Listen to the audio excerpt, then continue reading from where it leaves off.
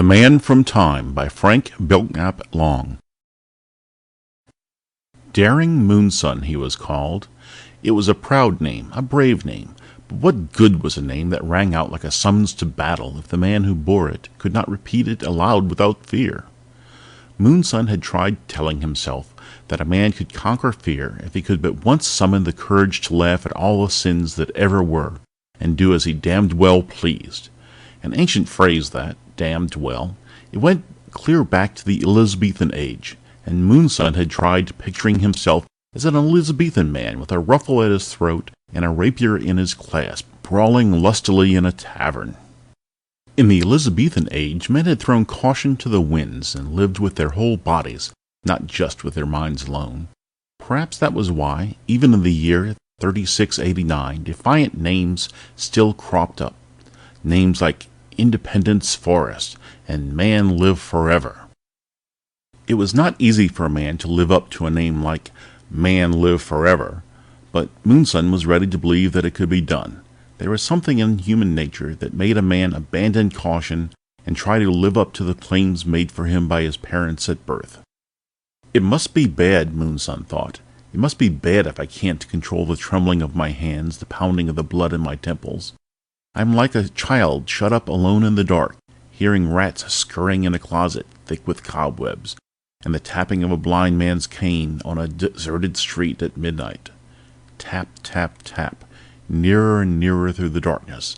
How soon would the rats be swarming out, blood-fanged and wholly vicious? How soon would the cane strike? He looked up quickly, his eyes searching the shadows. For almost a month now, the gleaming intricacies of the machine had given him a complete sense of security. As a scholar traveling in time, he had been accepted by his fellow travelers as a man of great courage and firm determination. For 27 days, a smooth surface of shining metal had walled him in, enabling him to grapple with reality on a completely adult level. For 27 days, he had gone pridefully back through time, taking creative delight in watching the heritage of the human race unroll before him like a cinemascope under glass. Watching a green land in the dying golden sunlight of an age lost to human memory could restore man's strength of purpose by its serenity alone, and even an age of war and pestilence could be observed without torment from behind the protective shields of the time machine. Danger, accidents, catastrophe could not touch him personally. To watch death and destruction as a spectator in a traveling time observatory was like watching a cobra poised to strike from behind a pane of crystal bright glass in a zoological garden. You got a tremendous thrill just thinking about it. How dreadful if the glass should not be there. How lucky I am to be alive, with a thing so deadly and monstrous within striking distance of me. For 27 days now he had traveled without fear. Sometimes the time observatory would pinpoint an age and hover over it, while his companions took painstaking historical notes. Sometimes they would retrace its course and circle back.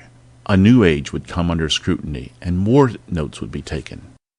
But a horrible thing had happened to him, had awakened in him a lonely nightmare of restlessness. Childhood fears he had thought buried forever had returned to plague him, and he had developed a sudden, terrible dread of the fogginess outside the moving viewpane, the way the machine itself wheeled and dipped when an ancient ruin came sweeping toward him.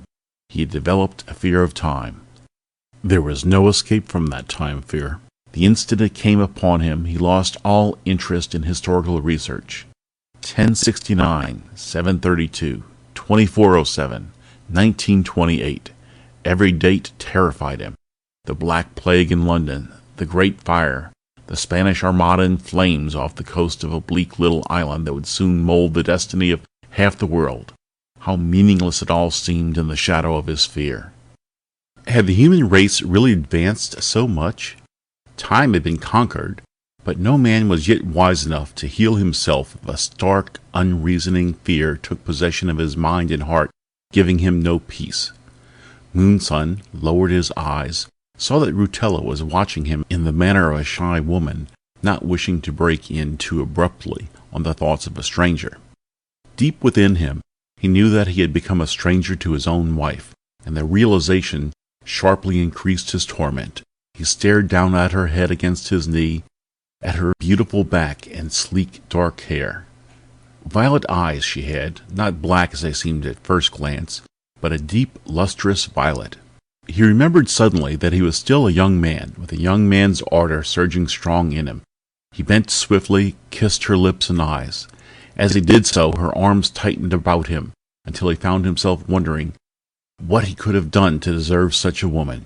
She had never seemed more precious to him, and for an instant he could feel his fear lessening a little.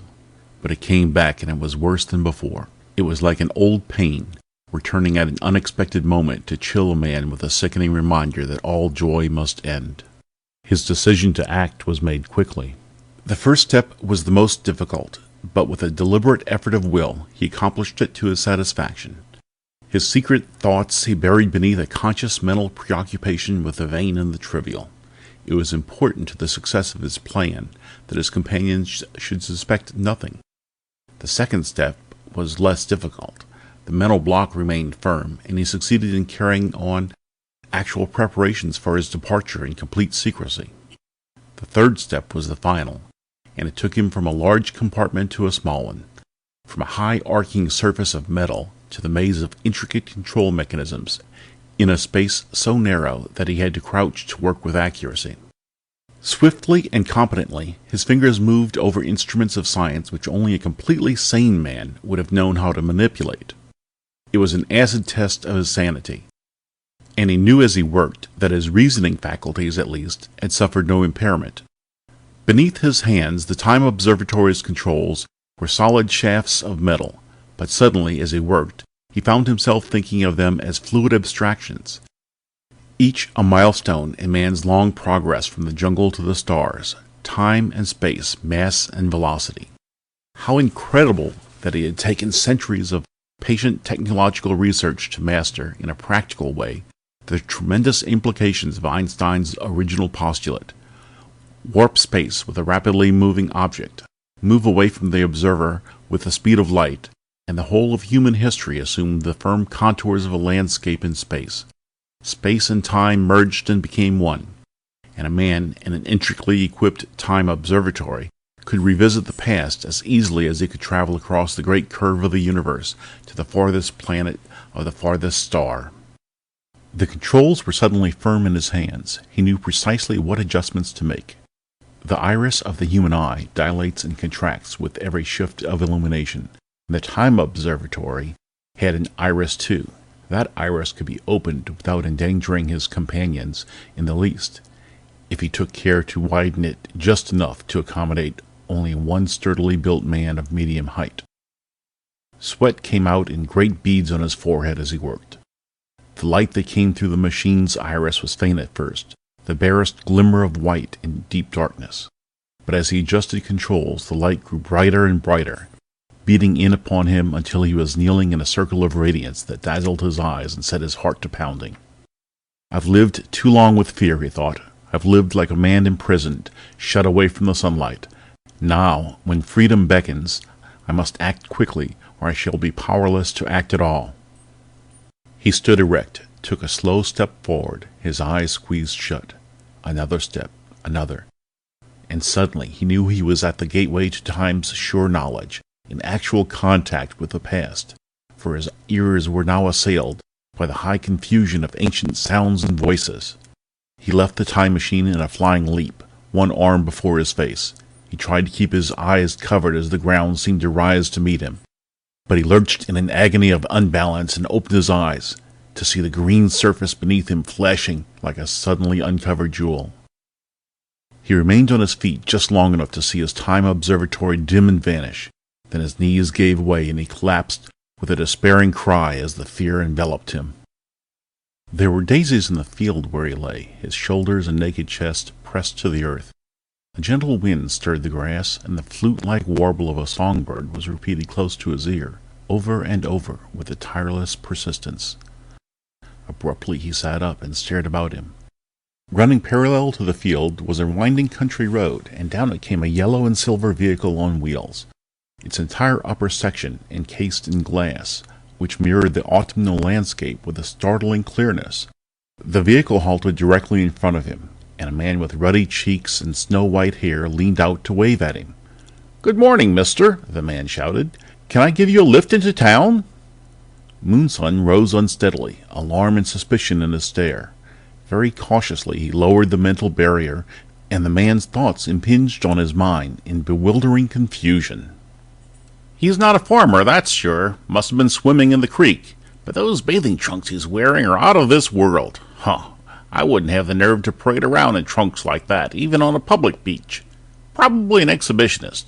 But why should he wear 'em out here in the woods? No blondes or redheads to knock silly out here. He might have the courtesy to answer me. Well, if he doesn't want to lift into town, that's no concern of mine." Moonson stood watching the vehicle sweep away out of sight. Obviously, he had angered the man by his silence, but he could answer only by shaking his head. He began to walk, pausing an instant in the middle of the bridge to stare down at a stream of water that rippled in the sunlight over moss-covered rocks. Tiny silver fish darted to and fro beneath the tumbling waterfall, and he felt calmed and reassured by the sight. Shoulders erect now, he walked on. It was high noon when he reached the tavern. He went inside, saw men and women dancing in a dim light, and there was a huge rainbow-colored musical instrument by the door, which startled him by its resonance. The music was wild, weird, a little terrifying. He sat down at a table near the door and searched the minds of the dancers for a clue to the meaning of what he saw. The thoughts which came to him were startlingly primitive, direct, and sometimes meaningless to him. "Go easy, baby. Swing it. Sure, we're in the groove now. But you never can tell. I'll buy you an orchid, honey. Not roses, just one orchid, black like your hair. Ever see a black orchid, hon? They're rare and they're expensive. Oh, darl, hold me closer. The music goes round and round. It will always be like this with us, honey. Don't ever be a square. That's all I ask. Don't ever be a square. Cuddle up to me. Let yourself go. When you're dancing with one girl, you should never look at another. Don't you know that, Johnny?" "Sure I know it, doll. But did I ever claim I wasn't human?" Doll, baby. Look all you want to, but if you ever dare..." Moonson found himself relaxing a little. Dancing at all ages was closely allied to lovemaking, but it was pursued here with a careless rapture which he found creatively stimulating. The people came here not only to dance but to eat, and the thoughts of the dancers implied that there was nothing stylized about a tavern. The ritual was a completely natural one. In Egyptian bas-reliefs, you saw the opposite in dancing. Every movement rigidly prescribed, arms held rigid and sharply bent at the elbows, slow movements rather than lively ones, a bowing and a scraping with bowls of fruit extended in gift offerings at every turn. There was obviously no enthroned authority here, no bejeweled king to pacify when emotions ran wild, but complete freedom to embrace joy with corybantic abandon. A tall man, in ill-fitting black clothes, approached Moonson's table, interrupting his reflections with thoughts that seemed designed to disturb and distract him out of sheer perversity. So even here there were flies in every ointment, and no dream of perfection could remain unchallenged. He sat unmoving, absorbing the man's thoughts. "What does he think this is, a bathhouse? Mike says it's okay to serve them if they come in from the beach just as they are. But just one quick beer, no more. This late in the season, you'd think they'd have the decency to get dressed." The sepulchrally dressed man gave the table a brush with a cloth he carried, then thrust his head forward like an ill-tempered scavenger bird. "Can't serve you anything here but beer. Boss's orders, okay?" Moonson nodded, and the man went away. Then he turned on watching the girl. She was frightened. She sat all alone, plucking nervously at the red and white checkered tablecloth. She sat with her back to the light, bunching the cloth up into little folds, then smoothing it out again. She'd ground out lipstick-smudged cigarettes until the ashtray was spilling over. Moonson began to watch the fear in her mind. Her fear grew when she thought that Mike wasn't gone for good. The phone call wouldn't take long, and he'd be coming back any minute now, and Mike wouldn't be satisfied until she was broken into little bits. Yes, Mike wanted to see her on her knees, begging him to kill her. "Kill me, but don't hurt Joe. It wasn't his fault. He's just a kid. He's not 20 yet, Mike." That would be a lie, but Mike had no way of knowing that Joe would be 22 on his next birthday, although he looked 18 at most. There was no pity in Mike. But would his pride let him hot rod an 18-year-old? Mike won't care. Mike won't care. Mike will kill him anyway. Joe couldn't help falling in love with me, but Mike won't care what Joe could help. Mike was never young himself, never a sweet kid like Joe. Mike killed a man when he was 14 years old. He spent 7 years in a reformatory, and the kids there were never young. Joe will be just one of those kids to Mike. Her fear kept growing. You couldn't fight men like Mike. Mike was strong in too many different ways. When you ran a tavern with an upstairs room for special customers, you had to be tough, strong. You sat in an office, and when people came to you begging for favors, you just laughed. 10 grand isn't hay, buddy. My wheels aren't rigged. If you think they are, get out. It's your funeral. It's your funeral, Mike would say, laughing until tears came into his eyes. You couldn't fight that kind of strength. Mike could push his knuckles hard into the faces of people who owed him money and he'd never even be arrested. Mike could take money crisp and new out of his wallet, spread it out like a fan, say to any girl crazy enough to give him a second glance, "I'm interested in you, honey. Get rid of him and come over to my table." He could say worse things to girls too decent and self-respecting to look at him at all.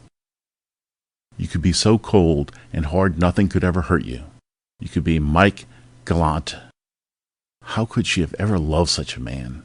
And dragged Joe into it, a good kid who had made only one really bad mistake in his life, the mistake of asking her to marry him. She shivered with a chill of his self-loathing and turned her eyes hesitantly toward the man in bathing trunks who sat alone by the door. For a moment she met the big man's eyes, and her fears seemed to fade away. She stared at him, sunburned, almost black, muscles like a lifeguard, all alone and not on the make. When he returned her stare, his eyes sparkled with friendly interest, but no suggestive, flirtatious intent. He was too rugged to be really handsome, she thought, but he wouldn't have to start digging in his wallet to get a girl to change tables either. Guiltily, she remembered Joe. Now it could only be Joe.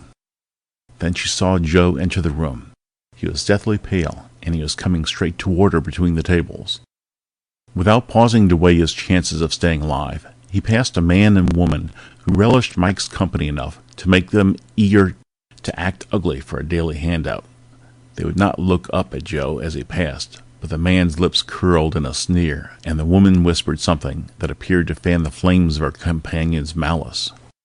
Mike had friends who would never rat on him while their police records remained in Mike's safe, and they could count on him for protection.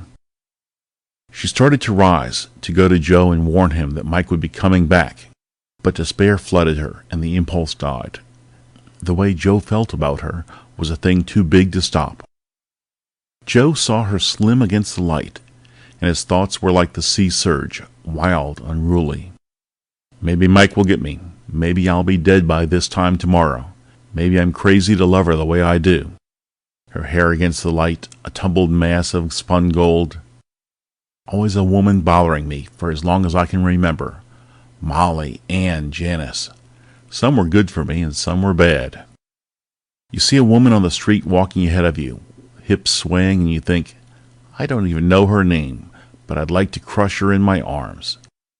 I guess every guy feels like that about every pretty woman he sees, even about some that aren't so pretty. But then you get to know and like a woman, and you don't feel that way so much. You respect her, and you don't let yourself feel that way. Then something happens. You love her so much it's like the first time again, but with a whole lot added. You love her so much you'd die to make her happy. Joe was shaking when he slipped into the chair left vacant by Mike, and reached out for both her hands. I'm taking you away tonight, he said. You're coming with me. Joe was scared, she knew, but he didn't want her to know. His hands were like ice, and his fear blended with her own fear as their hands met. He'll kill you, Joe. You've got to forget me, she sobbed. I'm not afraid of him. I'm stronger than you think. He won't dare come at me with a gun. Not here before all these people. If he comes at me with his fists, I'll hook a solid left to his jaw that will stretch him out cold." She knew he wasn't deceiving himself. Joe didn't want to die any more than she did. The man from time had an impulse to get up, walk over to the two frightened children, and comfort them with a reassuring smile. He sat watching, feeling their fear beating in tumultuous waves into his brain. Fear in the minds of a boy and girl because they desperately wanted one another. He looked steadily at them, and his eyes spoke to them. Life is greater than you know. If you could travel in time and see how great is man's courage, if you could see all of his triumphs over despair and grief and pain, you would know that there is nothing to fear, nothing at all. Joe rose from the table, suddenly calm, quiet. "Come on," he said quietly. "We're getting out of here right now.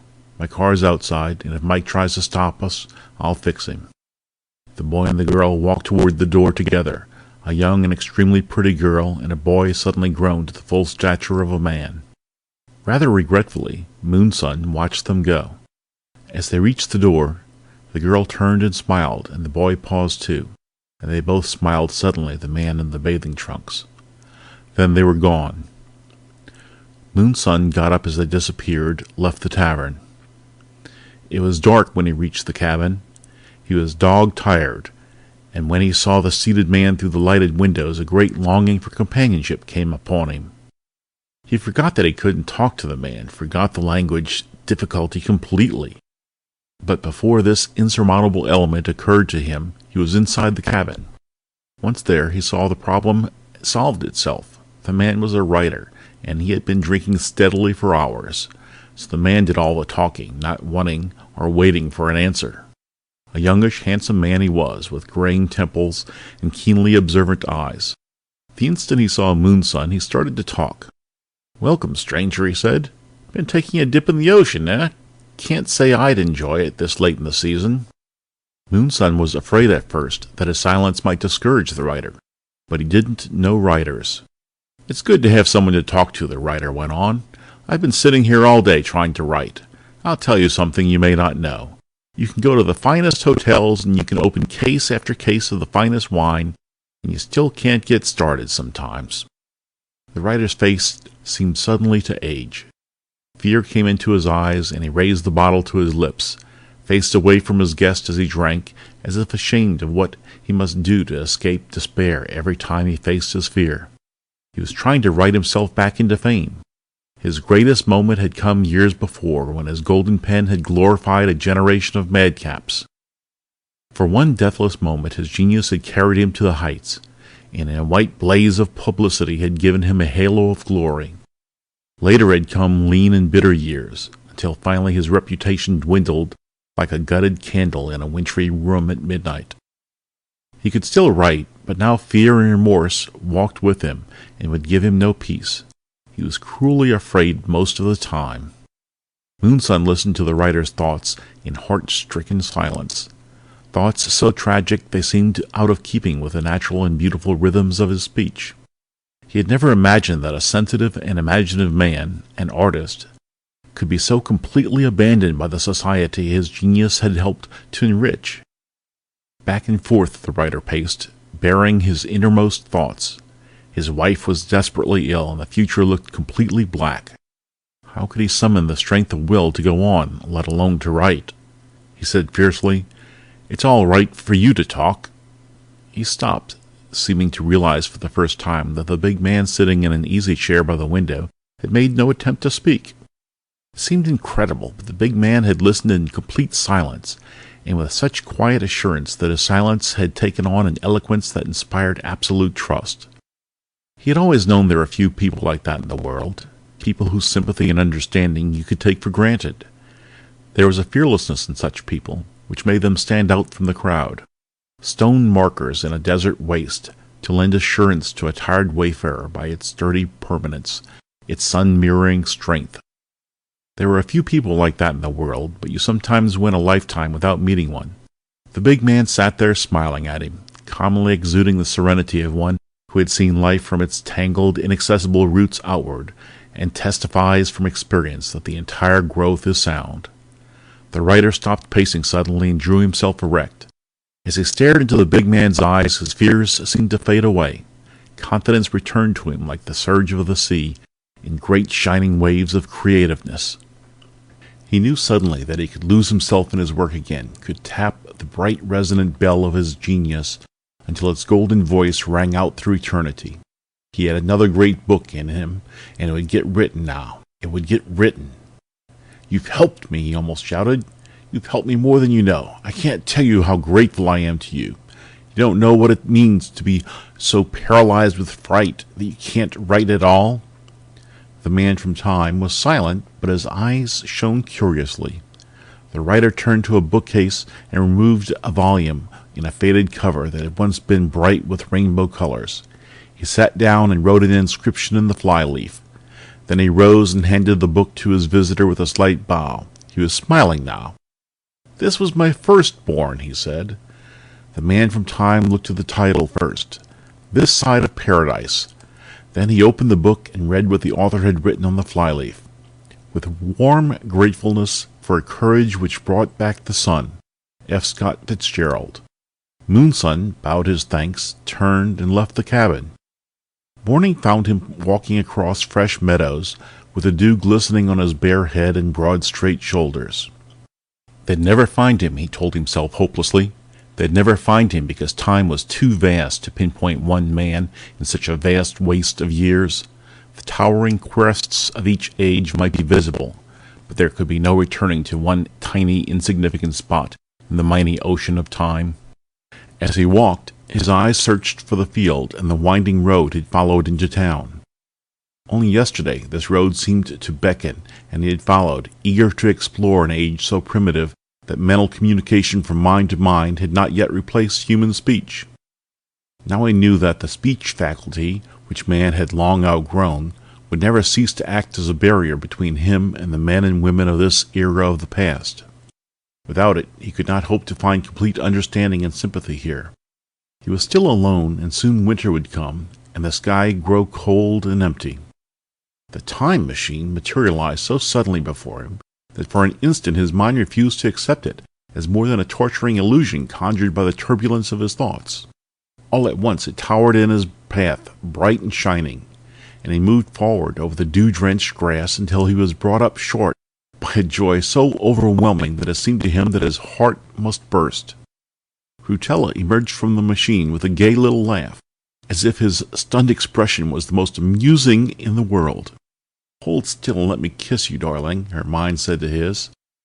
She stood in the dew-bright grass on tiptoe, her sleek dark hair falling to her shoulders, an extraordinarily pretty girl to be the wife of a man so tormented. "You found me," his thoughts exulted. "You came back alone and searched until you found me." She nodded, her eyes shining. So time wasn't too vast to pinpoint after all, not when two people were so securely wedded in mind and heart that their thoughts could build a bridge across time. "The Bureau of Emotional Adjustment analyzed everything I told them. Your psychograph ran to 57 pages, but it was your desperate loneliness that guided me to you." She raised his hand to her lips and kissed it. "You see, darling, a compulsive fear isn't easy to conquer. No man or woman can conquer it alone. Historians tell us, when the first passenger rocket started for Mars, space fear took men by surprise in the same way your fear gripped you. The loneliness, the utter desolation of space, was too much for a human mind to endure." She smiled her love. "We're going back. We'll face it together, and we'll conquer it together. You won't be alone now. Darling, don't you see? It's because you aren't a clod, because you're sensitive and imaginative that you experience fear. It's not anything to be ashamed of. You were simply the first man on Earth to develop a new and completely different kind of fear. Time fear." Moonson put out his hand and gently touched his wife's hair. Ascending into the time observatory, a thought came unbidden to his mind. Others he saved, himself he could not save. But that wasn't true at all now. He could help himself now. He would never be alone again. When guided by the sure hand of love and complete trust, self-knowledge could be a shining weapon. The trip back might be difficult, but holding tight to his wife's hand, he felt no misgivings. no fear.